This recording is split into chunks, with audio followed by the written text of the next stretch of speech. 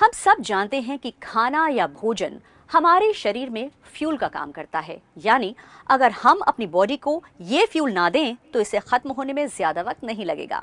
यानी हमारी बॉडी के लिए, हमारे जीवन के लिए फूड या भोजन जरूरी है, पोषण बहुत जरूरी है। लेकिन यदि हम बात करें डायबिटीज की, तो यदि आपका खान पान बैलेंस नहीं है, प्रॉपर नहीं है, आपकी शुगर न सिर्फ बढ़ सकती है बल्कि आपके शरीर के विभिन्न अंगों को नुकसान पहुंचा सकती है, खासकर आपके हार्ट को, जो कि एक जानलेवा कंडीशन हो सकती है। तो क्या है डायबिटिक्स के लिए सही खान पान? डायबिटिक डाइट प्लान शुगर पर नियंत्रण रखने में काफी हद तक सहायक सिद्ध हो सकता है। एक डायबिटीज का रोगी अपने भोजन को चुनने में बहुत सावधानी बरतता है, जैसे कैलोरी और कार्बोहाइड्रेट कम से कम लेता है। तो आज के हमारे शो का सब्जेक्ट यही है, डायबिटिक्स एंड बैलेंस डाइट, और हमारे साथ में है डाइटिशियन डॉक्टर निमाली सिंह, जो कि आपको बताएंगे कि क्या हो डायबिटिक्स का सही खान पान। डायबिटीज के क्षेत्र में काफी रिसर्च की है और काफी सारी चीजें आपकी पब्लिश हुई हैं, आपका स्पेशलाइजेशन है डायबिटीज को लेकर। तो सबसे पहले हम जानना चाहेंगे कि डायबिटीज असल में है क्या? डायबिटीज़ एक सिंड्रोम है जिसमें कि जो ग्लूकोज मेटाबॉलिज्म है वो एबनॉर्मल हो जाता है। तो जब भी जैसे ही ग्लूकोज मेटाबॉलिज्म एबनॉर्मल होता है, वैसे ही कार्बोहाइड्रेट और प्रोटीन, तो इस तरह से सारा का सारा चयापचय जो है हमारा, बेसिकली जिसको हम अंग्रेजी में मेटाबॉलिज्म कहते हैं, वो डिस्टर्ब हो जाता है। तो जब हम ग्लूकोज को यूटिलाइज नहीं कर पाएंगे हमारी बॉडी में, तो वो ग्लूकोज हमारे ब्लड में और हमारी यूरिन में पाया जाने लगता है। और ये जो है, यही इस डिजीज़ की पहचान है कि जब हमारा ब्लड ग्लूकोज बढ़ जाए या हमारी यूरिन में ग्लूकोज आने लग जाए, तो हम कहेंगे कि इस पर्सन को डायबिटीज हो गई है। जी हाँ, नॉर्मली यही होता है कि कई बार देखा जाता है कि डायबिटीज का चेकअप कराया और शुगर लेवल्स हाई आए।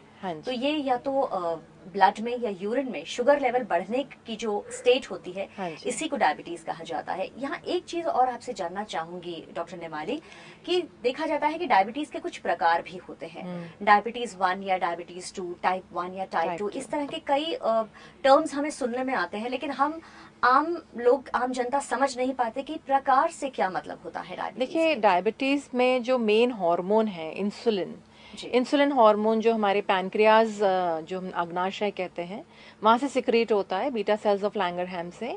और ये जो इंसुलिन हार्मोन है, यही हमारे ब्लड ग्लूकोज को रेगुलेट करता है। तो जब इंसुलिन की जब डेफिशिएंसी हो जाती है, कमी हो जाती है किसी कारणवश, या वो जो बीटा सेल्स है वो डिस्ट्रॉय हो जाते हैं, तो हम कहते हैं कि उसको इंसुलिन डिपेंडेंट डायबिटीज मेलाइटिस है।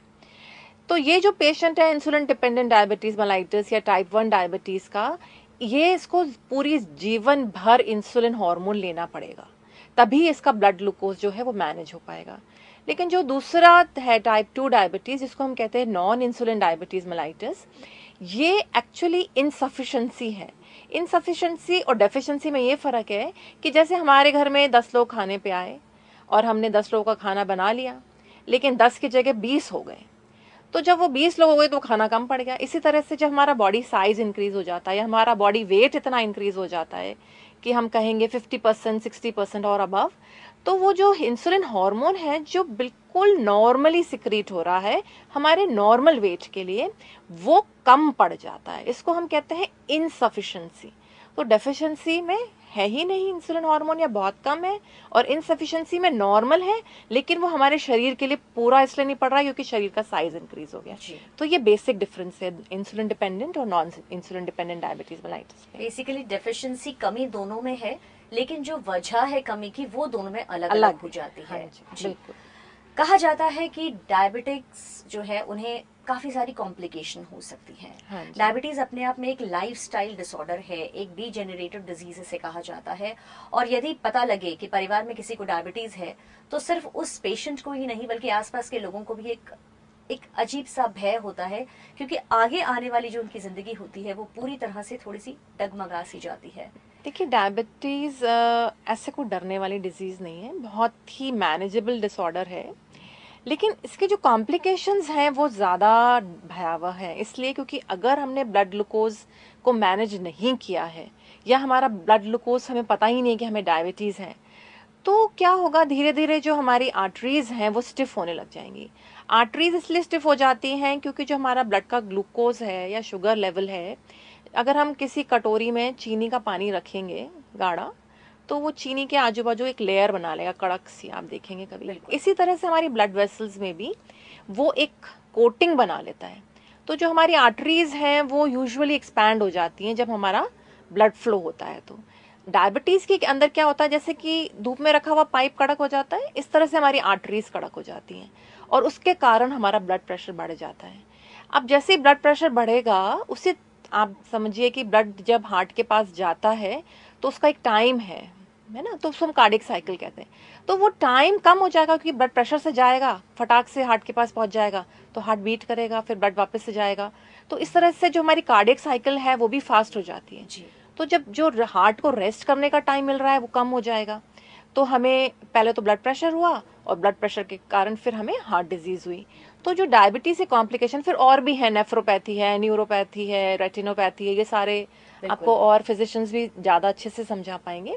लेकिन ये सारे कॉम्प्लिकेशंस बेसिकली इसलिए हुए हैं क्योंकि हमारी ब्लड में ग्लूकोज हाई बढ़ गई है और वही डायबिटीज वो चलती रहेगी जब तक वो मैनेज नहीं होगी ब्लड ग्लूकोज। तो कई लोग कहते हैं कि ठीक है, मेरी तो शुगर अभी तो 110 ही आई है, तो मैं तो बॉर्डर लाइन पे हूँ, पर अगले दिन आपकी 400 भी हो सकती क्योंकि आपने बहुत मीठा खा लिया या आपने मैनेज नहीं किया अपनी डाइट को उस तरह से।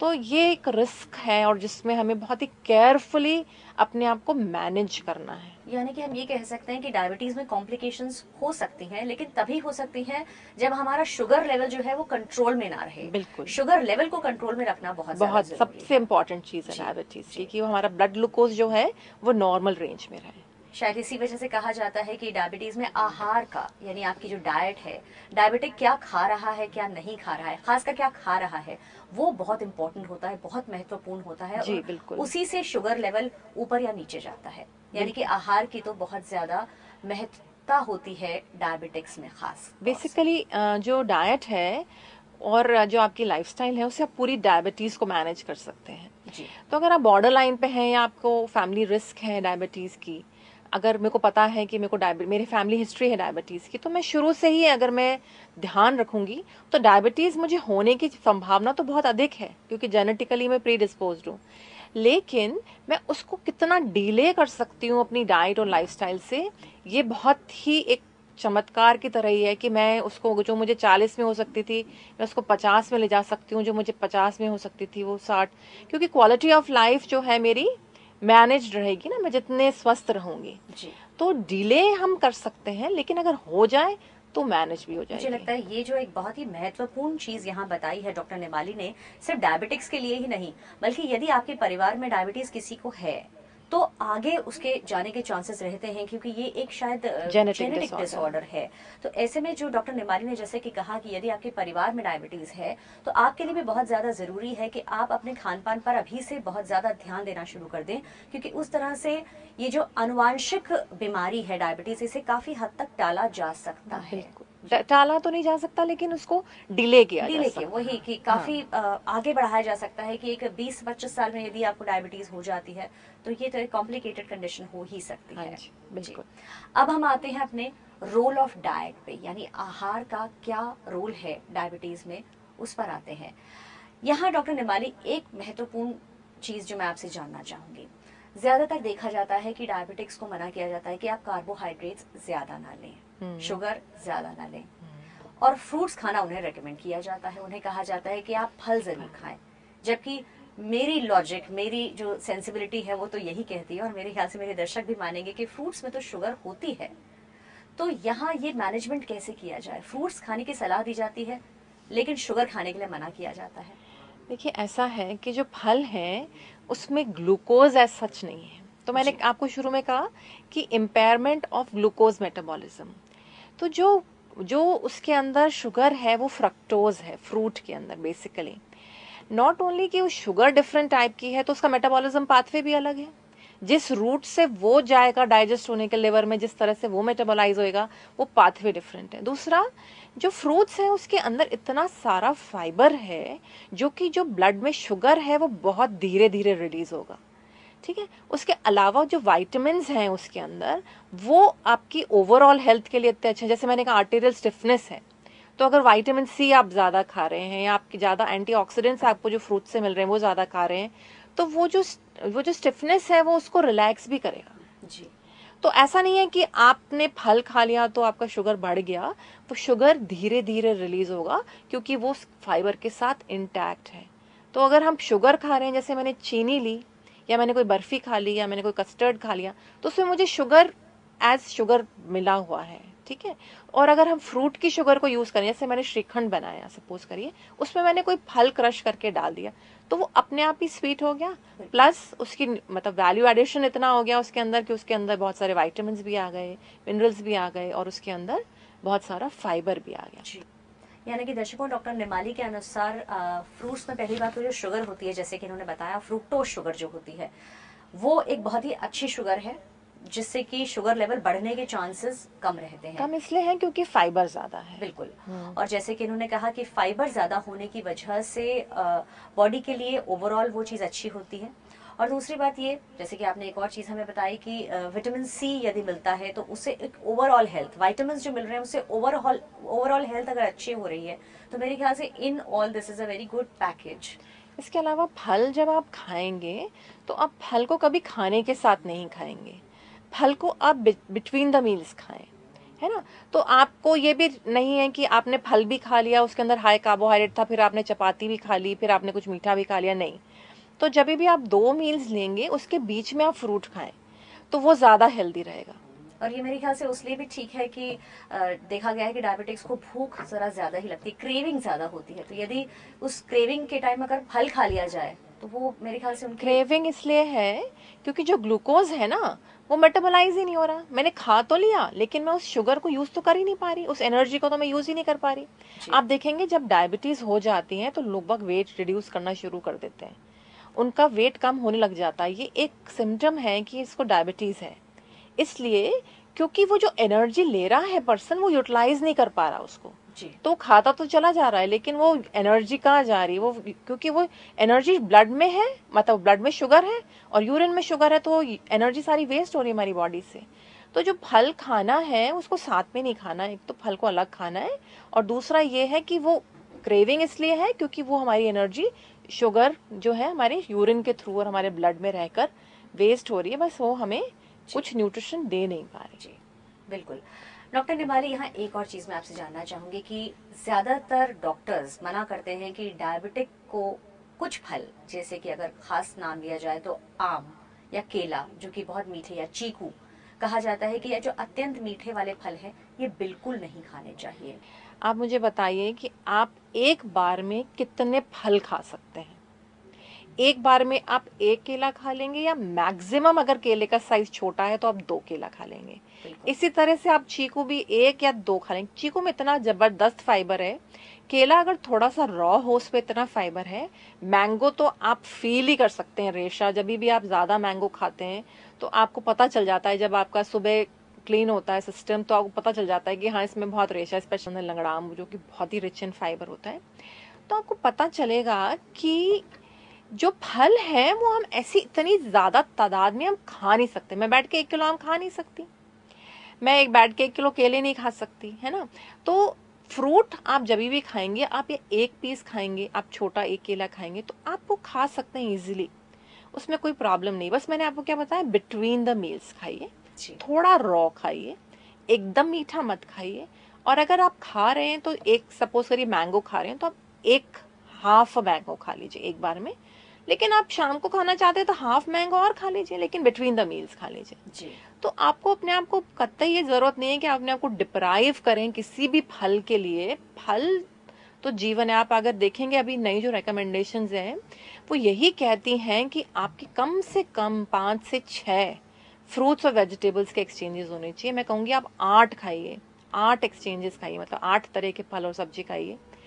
और जितनी भी रिसर्च हो रही है वो ये कह रही है कि जब अगर आपको कैंसर मुक्त रहना है तो आप फल खाइए, अगर आपको डायबिटीज मुक्त रहना है तो आप फल खाइए, आपको हार्ट डिजीज मुक्त रहना है, आपको हाइपरटेंशन मुक्त रहना है, तो फल आपको जीवन दे रहा है। तो आप डायबिटीज में भी आप बिल्कुल खुले मन से फल खाएं, लेकिन आप उसकी क्वांटिटी लिमिट करिए कि जैसे मैंने 1 फल के बराबर ही एक बार में खाया, फिर मैं 2-3 घंटे 4 घंटे बाद एक और फल खा लूँ, कोई परहेज नहीं है इसमें। बल्कि यहाँ मुझे लगता है कि जो हमें आदत होती है कि भूख लग रही है, एकदम से जाकर हमने चिप्स खा लिए या 2 बिस्किट खा लिए, मतलब उसकी जगह फल खाना ज्यादा ठीक है। बिल्कुल, भले ही आप डायबिटिक है और भले ही आप आम और केला खा रहे हैं तो भी कोई प्रॉब्लम नहीं है मुझे, क्योंकि आप बिस्किट खाएंगे ना, उसमें आपको वो रिफाइंड शुगर मिलेगी, फल में आपको नेचुरल शुगर मिलेगी। जैसे मैंने पहले कहा कि नेचुरल शुगर जो है वो आपका सिस्टम आराम से धीरे धीरे ब्लड में रिलीज करता है, लेकिन जैसे ही मैंने एक बर्फी का टुकड़ा खाया, मेरा ब्लड ग्लूकोज लेवल एकदम से हाई हो जाएगा, क्योंकि उसमें अराउंड, सपोज करिए एक मिठाई खाई मैंने,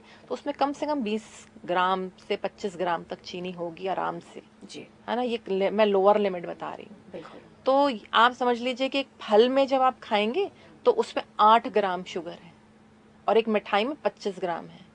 तो आप सोच लीजिए, मीठा तो आप बिल्कुल नहीं छोड़ते हैं और आप कहते हैं फल ना खाएं, मतलब तो मुझे लगता है कि हमें ये ज़रूर ध्यान रखना चाहिए कि हम मीठे की वजह में, जैसे मैंने आपको पहले कहा, शुगर की जगह आप खीर में या श्रीखंड में आप एक आम ही डाल दीजिए या अंजीर डाल दीजिए, it will be sweet and बहुत ही बढ़िया और आपके नेचुरल शुगर है, बॉडी के लिए, आपके हेल्थ के लिए, न्यूट्रिशन पॉइंट ऑफ व्यू से एक बहुत अच्छा स्टेप होगा। बिल्कुल।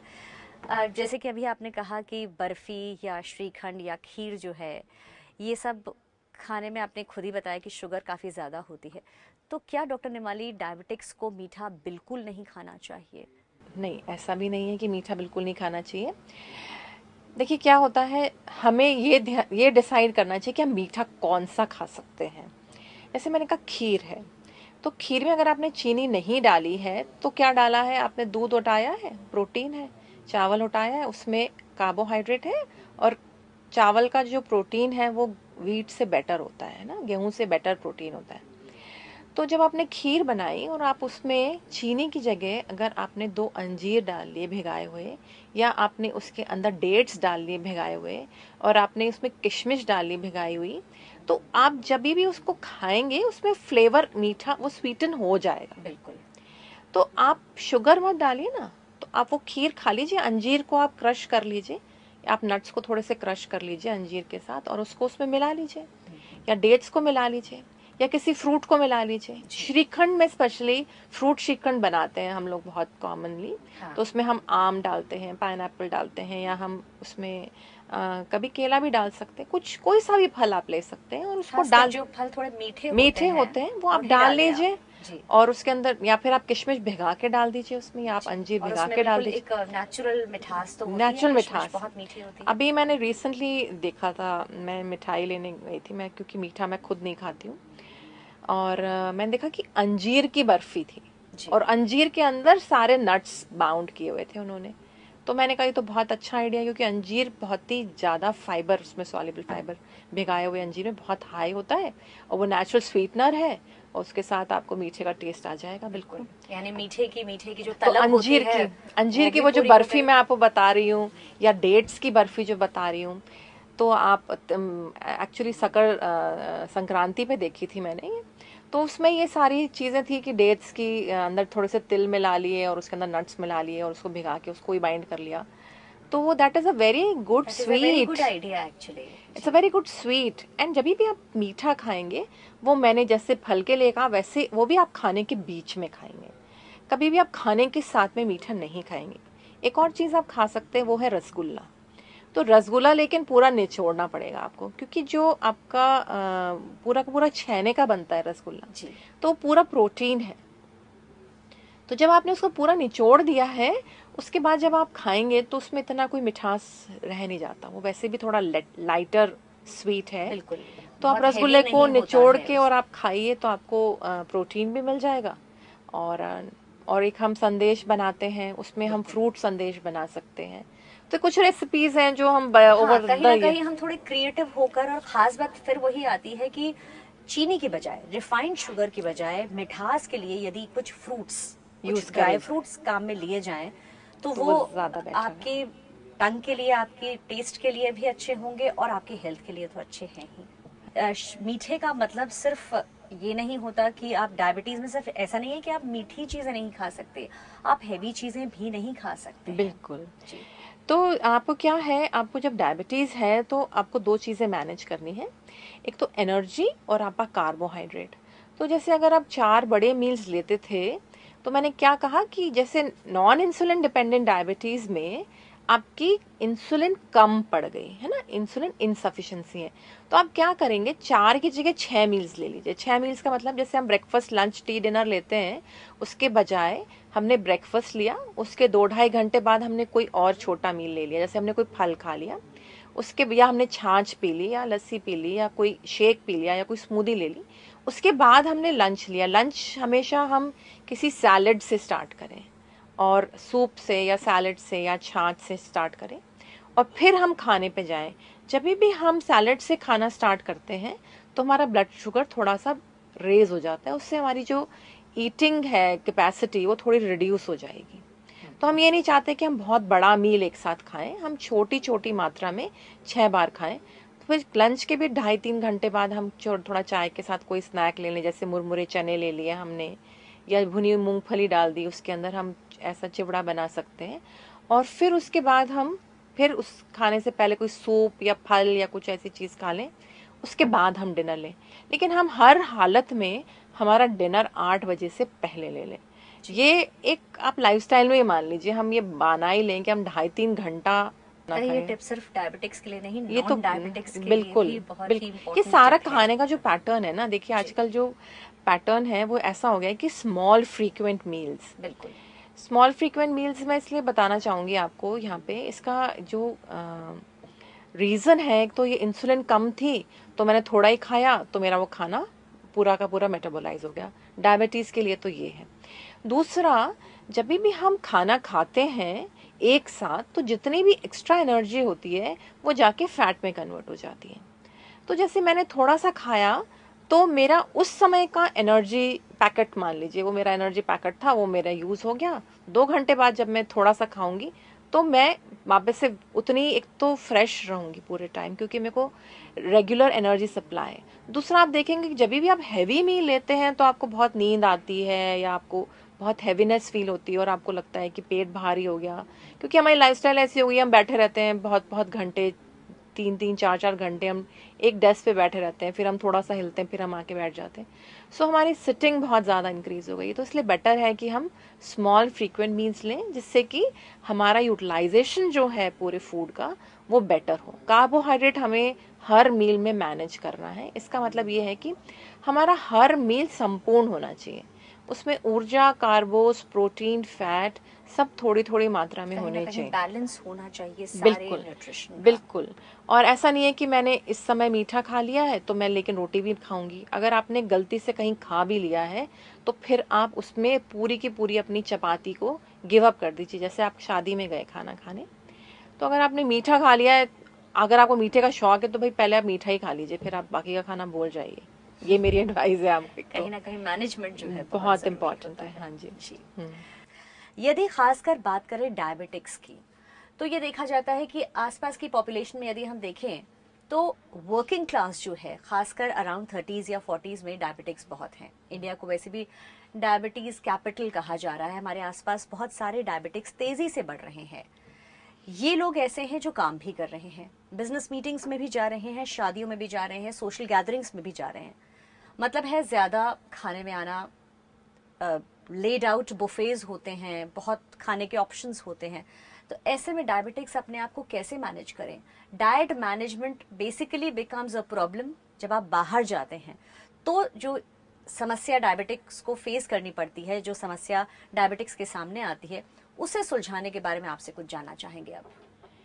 देखिए, जब भी हम बाहर जाते हैं खाना खाने के लिए तो ये बिल्कुल तय है कि वो फूड जो है वो कम से कम डबल से ज़्यादा फैट युक्त होगा। फैट मैं इसलिए बोल रही हूँ स्पेसिफिकली क्योंकि हमारे यहाँ पे ये ट्रेडिशन है कि किसी भी खाने को टेस्टी बनाना है तो उसमें ज़्यादा से ज़्यादा घी तेल डालें हम।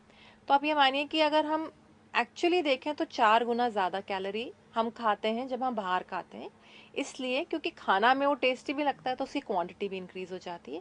उसके अलावा जैसे आपने कहा कि लेड आउट है फूड, तो पहले स्टार्टर्स हैं, पहले ड्रिंक है, सॉरी जैसे आपने एपेटाइजर्स हैं, आपके वेलकम ड्रिंक है, फिर आपने बहुत सारे स्नैक्स हैं आपके, फिर आप कई तरह की चाट होगी। शादियों में स्पेशली आप देखेंगे तो जितनी बड़ी शादी उतने तरह के पकवान। तो हम पहले तो ये डिसाइड कर लें कि हमें डायबिटीज़ है तो तो हमें क्या वो खाना खाना भी चाहिए?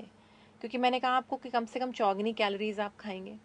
तो एक तो इसका ये है कि या तो हम स्टार्टर्स ही खा लें या हम खाना ही खा लें। हम ये नहीं कर सकते हैं कि हम सब तरह की चाट भी खा लें, हम सब तरह के स्टार्टर्स भी खा लें, हम वेलकम ड्रिंक भी ले लें, हम सूप भी ले लें और उसके बाद हम खाना भी खा लें। ये बिल्कुल नेक्स्ट टू इम्पॉसिबल है फॉर अ डायबिटिक, क्योंकि अगले कई दिनों तक उसकी जो शुगर है वो बहुत ही गड़बड़ाने वाली है। और हमारे यहाँ पे जो हमारी जो कंट्री है बहुत ही सोशल है, जन्म मरण परण सब में हमारे यहाँ भोज होता है।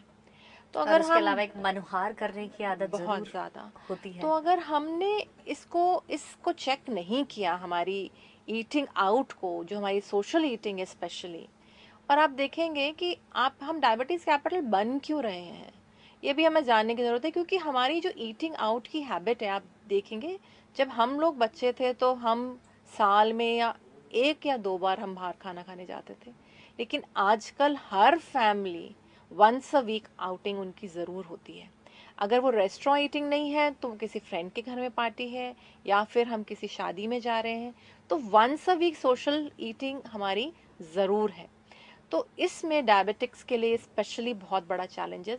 और आपने जैसे कहा कि बिजनेस एसोसिएट्स हैं, बिल्कुल, उनकी बहुत सारी मीटिंग्स हैं, उसमें उनके खाने अलग तरह से उनको कई बार होस्ट भी करने पड़ते हैं, लंचेस एंड डिनर्स। तो उसमें भी बहुत हमारा जो लेआउट है वो बहुत ही ज़्यादा फैला हुआ होता है और बहुत ही हाई कैलोरी होता है। अब सबसे बेस्ट थिंग जो इसमें है, आप क्या चूज़ करें इसमें से और क्या ना करें। तो सबसे पहले मैंने जैसे आपको कहा था, नॉर्मल रूटीन में जैसे हम सैलड से स्टार्ट करते हैं, तो हम सैलड और फ्रूट, ऑल्दो बहुत एडवाइजेबल नहीं है बाहर की, अगर आप देख लीजिए हाइजीनिक कंडीशन कैसी है, क्योंकि न्यूट्रिशन के होने के साथ साथ हम माइक्रोबायोलॉजी भी पढ़ते हैं, तो उसमें हमें ये समझ में आता है कि जितना भी कट सैलड है या कट फ्रूट है उसके अंदर माइक्रोबियल ग्रोथ होने की संभावना बहुत ज़्यादा है। तो खाना अच्छा खा लिया लेकिन पेट खराब हो गया, ये भी हम नहीं चाहते। तो आप देख लीजिए कि अगर वो हाइजीनिक सेटिंग है, 3 चीज़ें हमारे लिए रिस्की है। एक तो पानी पीने का, एक फल और सब्जी कटी हुई, और तीसरा है दूध दही से बनी हुई चीज़ें। ये 3 हमारे लिए बहुत रिस्की रहती हैं बाहर खाने के लिए। तो अगर आप अवॉइड करना चाहते हैं इन तीनों को, तो अवॉइड करिए, आप सूप पीजिए सीधा। सूप के बाद आप जब भी खाना लेंगे तो आप हमेशा वेजिटेबल्स जो फ्राइड हैं उनको बिल्कुल टोटली अवॉइड करिए। आप हाई प्रोटीन फूड की तरफ देखिए, जैसे कि आपने कहा कि ग्रिल पनीर है, पनीर टिक्का है, ये वाली चीज़ें जो हैं कि ग्रिल की हुई हैं तो उसमें फ्राइड नहीं है। लेकिन अगर आप चिली पनीर खाएंगे तो चिली पनीर ज़रूर फ्राइड होएगा। तो आप ग्रिल्ड जितने भी वेजिटेबल्स और फ्रूट्स, आजकल बहुत अच्छे ग्रिल्ड फ्रूट्स आने लगे हैं मसाला वाले, सो ये चीज़ें आप खा सकते हैं, क्योंकि फ्रूट भी ग्रिल होने के बाद में उसकी माइक्रोबियल क्वालिटी जो है वो इम्प्रूव हो गई है। तो आपने सैलड का आप बड़ा प्लेटर लीजिए, सबसे पहले आप सलाद खाइए और सूप पीजिए। उसके बाद आप ये कोशिश करिए कि अगर कोई पनीर की वेजिटेबल है तो उसमें से सिर्फ पीस खाना है आपको, ग्रेवी कतई नहीं खानी है, क्योंकि वो बहुत ज़्यादा कैलोरी डेंस है और बहुत ज़्यादा फैट है उसमें। और फिर उसके साथ आप कोई तंदूरी रोटी ले लीजिए, बिल्कुल भी लच्छा पराठा नहीं खाना है और नान नहीं खानी, और कोई भी दाल तड़का ले लीजिए आप। जो दाल तड़का है उसमें सबसे कम आपको घी तेल मिलेगा, और उसके साथ आप लेमन वगैरह कुछ ले लीजिए। आप देखिएगा कि जब भी आप खाना खत्म करते हैं तो आपको ज़रूर मन करता है कि आप नींबू पानी पी लें, तो आप प्लीज़ पी लीजिए, क्योंकि वो भी डाइजेशन को आपके इम्प्रूव करेगा। आप श्रीखंड खा सकते हैं, आप खीर खा सकते हैं, लेकिन मालपुआ, गुलाब जामुन, हलवा, इन सब, गाजर का हलवा भी नहीं खा सकते क्योंकि उसमें भी काफ़ी घी होता है। आप इन चीज़ों को अवॉइड करिए, और थोड़ा सा मीठा खाने के बाद ही आप अपना खाना लें, क्योंकि आप जब मीठा खा लेंगे तो आपकी खाने की क्वांटिटी अपने आप ही हाफ से भी कम हो जाएगी। तो मेरी ये एडवाइस है कि जब बाहर खाएं आप इस तरह से फूड चॉइसेस कर सकते हैं। बिल्कुल, आपने एक बहुत ही अच्छी तरह से स्ट्रीमलाइन किया है दर्शकों, जैसे कि डॉक्टर निमाली ने भी बताया कि किस तरह से आप अपने खाने की प्लेट को के लिए सिलेक्टिव हो सकते हैं, आपको क्या खाना है और क्या नहीं खाना है। यदि इसका आपको अच्छी तरह से ज्ञान है तो मेरे ख्याल से चाहे डायबिटिक हो चाहे नॉन डायबिटिक हो, प्रॉब्लम नहीं आएगी। और ये एक बहुत अच्छे टिप्स हैं उन लोगों के लिए भी जो वेट रिडक्शन करना चाहते हैं, जो अपना वजन कम करने के लिए कोशिश कर रहे हैं लेकिन कर नहीं पा रहे हैं। जैसे कि डॉक्टर निमाली ने बताया कि आप खाइए, खाने पे मना ही नहीं है, लेकिन कहीं ना कहीं आपको बैलेंस करना पड़ेगा चीजों को। से डायबिटिक्स को एक खास प्रॉब्लम फेस करनी पड़ती है, खासकर अगर हम बात करें महिलाओं की, कि हमारे देश भारत में रिलीजन जो है वो बहुत हावी रहता है, धर्म बहुत हावी रहता है, और जिसकी वजह से देखा जाता है कि महिलाओं को, लेडीज को ज्यादातर बहुत तरह के व्रत उपवास करने पड़ते हैं। डायबिटिक्स के लिए व्रत उपवास करना वाकई एक बहुत ही मुश्किल काम हो जाता है। तो ऐसे में आप क्या कहेंगे कि क्या महिलाओं को या डायबिटिक्स को व्रत उपवास करने चाहिए या नहीं? 12 घंटे का फास्ट होता है ना। यूजुअली आपने जब भी 8-9 बजे अगर आपने खाना खाया है तो नेक्स्ट डे आप 8-9 बजे ही ब्रेकफास्ट करते हैं। तो डायबिटिक्स को स्पेशली इतना लंबा फास्ट नहीं करना चाहिए, लेकिन उठते से ही ब्रेकफास्ट के टाइम तक हमें कुछ ऐसा मेजर एनर्जी का सोर्स ले लेना चाहिए। तो ये नट्स फास्टिंग में स्पेशली, यूजुअली भी ले सकते हैं, फास्टिंग में स्पेशली बहुत हेल्दी रहेगा। यानी फ्रूट्स और ड्राई फ्रूट्स जो है इनका सेवन आप ज्यादा कीजिए यदि आप फास्टिंग कर रहे हैं, यानी यदि आप व्रत रख रहे हैं। और अब डॉक्टर नेमाली, एक सवाल जो मैं चाहूंगी, क्योंकि समय की कमी है, वरना हम बहुत सारी आपसे और बातें करना चाहते हैं, क्योंकि आप जो बातें हमें बता रही हो वो वाकई बहुत ही ज्यादा ज्ञानवर्धक, बहुत ही ज्यादा इन्फॉर्मेटिव है। क्योंकि ये एपिसोड हम खास डायबिटिक्स पर फोकस कर रहे हैं, एक सवाल जो होता है वो डायबिटिक्स के मन में भी होता है, मेरे ख्याल से उनके परिजनों, उनके फैमिली मेंबर्स के मन में भी ज़रूर होता है कि क्या डायबिटीज़ को पूरी तरह से क्योर किया जा सकता है? क्या इसका ट्रीटमेंट पॉसिबल है कि आज इंसान को डायबिटीज़ हुई है, लेकिन अच्छे मैनेजमेंट से, अच्छी दवाइयाँ लेने से, अच्छी तरह से रहने से क्या इसे पूरी तरह से ख़त्म किया जा सकता है? देखिए, डायबिटीज़ एक सिंड्रोम है ना। इसको ख़त्म नहीं कर सकते हम, इसको हम मैनेज कर सकते हैं। मैनेजमेंट का मतलब ये है कि हमारी डाइट ऐसी रहे जिससे कि हमारा ब्लड शुगर मेंटेन रहे, और उसके साथ एक फिजिकल एक्टिविटी ज़रूर होनी चाहिए। कम से कम 40 to 45 मिनट्स की ब्रिस्क वॉकिंग, अगर आप कोई और एक्सरसाइज नहीं कर सकते तो आपको ये 2 चीज़ें अगर आप मैनेज कर रहे हैं तो आपकी डायबिटीज़ ब्यूटीफुली मैनेज हो सकती है। और उसके साथ एक बात और बताना चाहूँगी, एक्सरसाइज कभी भी खाली पेट नहीं करनी है आपको। उसके आधे घंटे पहले ज़रूर आपने कुछ ना कुछ खाया हो, भले से आपने चाय के साथ 2 बिस्किट ही खाए हो, या एक केला खाया हो, या 1 गिलास दूध पिया हो।